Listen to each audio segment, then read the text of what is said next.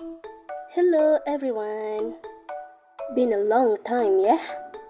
Anyway, today I'll be sharing something mystery. You guys might be wondering what I'm gonna talk about. It's about Juan Gris in Cubism art movement, but before we get into that, let me change my style. Much better. Anyway, today we will learn about Juan Gris. In this video, I'll be sharing with you about the issues that he faced and how he solved the issues successfully. First, let's begin by learning his background, shall we? The man in this picture is Jose Victoriano Gonzalez Perez, or better known as Juan Gris, that was born on 23 March 1887 in Madrid, Spain. Now, I will show you a bit pieces about his life. He used to study engineering at the Madrid School of Arts and Science until 1902. In 1902 until 1904, he contributed his drawings to his local town periodicals. But in 1904 until 1905, he studied painting with an artist, Jose Moreno Carbonero, who was a Spanish painter and decorator. Also, in 1905, he started to use more distinctive name, Juan Gris. Next, I'll be showing you his career, which led to how he started his Cubist art style. He sold all of his possessions and he decided to move to Paris. In Paris, he became friends with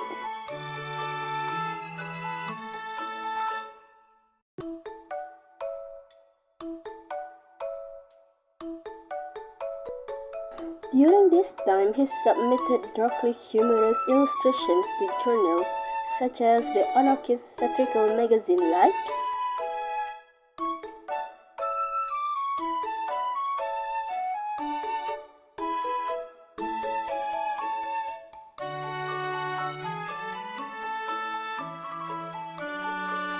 He gave up working as a satirical cartoonist and started to paint seriously in Cubist art style.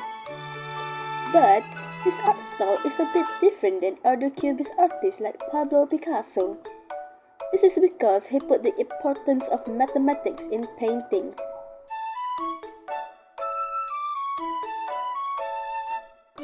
Anyway, he has two styles. Both styles are distinguished from the work of Picasso and Berg. And those styles are grid structure that show clearly reminiscent. Grid is still present, but the lines are not steady and their continuity is broken. At first, he actually got deeper with analytical cubism. But after 1913, he started experiencing deeper with synthetic cubism.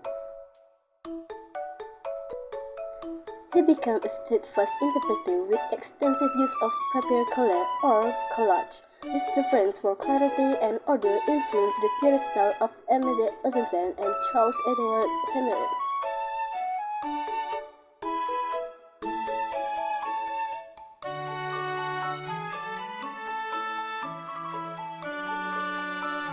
First, late arrival to Cubism.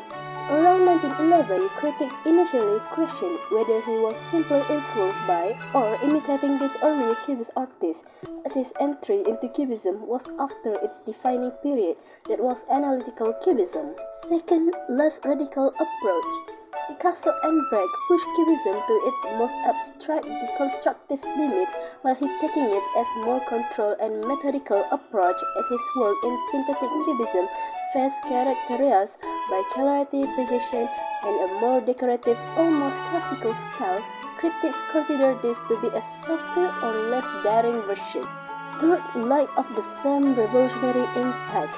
His artworks has been seen as less revolutionary or groundbreaking because it did not have the same radical impact on the art world as his predecessors, leading to some perceptions that he was more of a follower rather than a leader within Cubism. Fourth, focus on still life. His artworks often focus on still life, which some critics saw as a more conservative choice, as he continued emphasis on this subject matter in his Cubist works may have contributed to the perception that he wasn't pushing any boundaries of the movement as much as his contemporaries. First, balancing structure with abstraction. He make it more controlled chaos, or as in he didn't make it Cubism mathematically perfect, but he used geometry and clear structure to organize the fragmented forms. His works were geometrically sound but not rigid or mechanical. Second, adapting the synthetic phase of Cubism.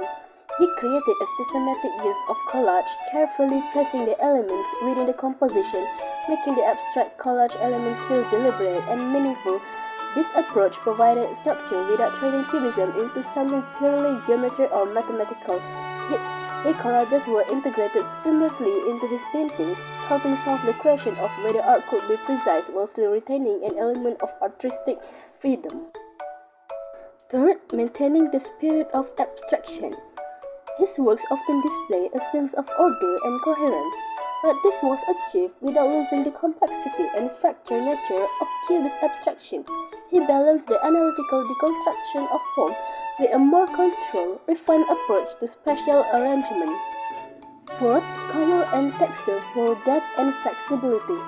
He avoided creating work that was too cold or sterile by carefully selecting earthy warm tones and balancing them with the sharpness of his geometric forms.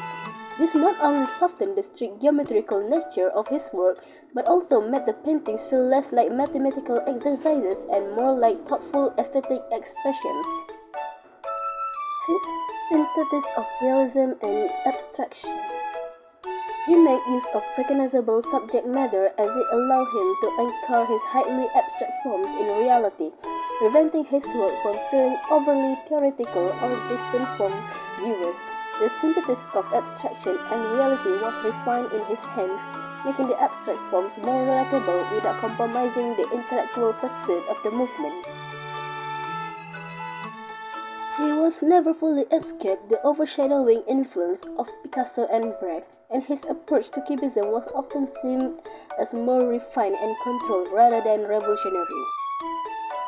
He also made people question whether Cubism should be embraced mathematical perfection because of his focus on precise, calculated forms and geometric clarity.